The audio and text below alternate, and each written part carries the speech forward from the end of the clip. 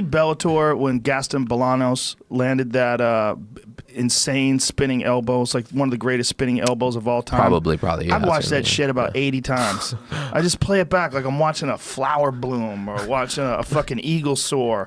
It's just, he lands this. The dude's coming at him, he steps and bang! Just at the perfect and the dude timing. just face plants. Yeah. I'm like, that shit is just art. That's art. But even when you see like a really, really high level fighter move around, every one of our bodies moves different. Mm-hmm. You know, Sure. You know, yeah, you go back to, you know, being able to see somebody and emulate it, but you still will put your own style on it. You still put your nobody moves the same, you know, and I think that's what makes it a pure art form. And I think MMA is more so even than boxing, because in boxing you only got two hands. Right. It's a science, you know, it's the sweet science.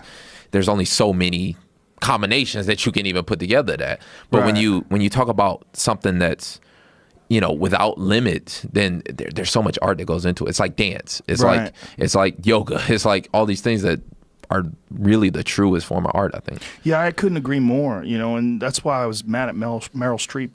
Not really. It's an old lady. What the fuck is she? You know, she doesn't know anything about mixed martial arts, which are not the arts. They are the arts. 100%. They 100%. are. And I think the most purest form of it, too.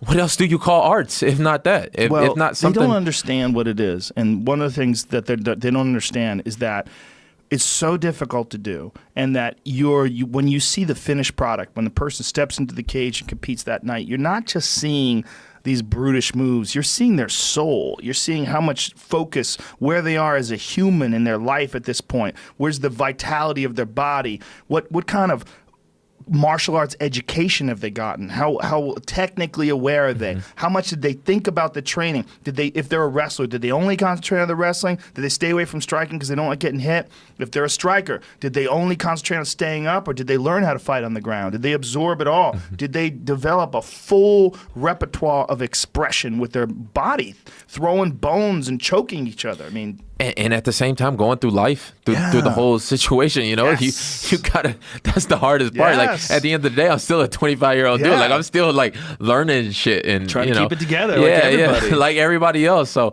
and you know, it'll be like that when you're 80, man. probably. It fucking is, man. We look at these 80-year-old people who say, well, that guy should have his shit together. That fucking guy's better today than he was yesterday if he's paying attention. I think that even to go back, like, I think that's what it is, too. At the core of it, I always think that everybody else has their shit together. I just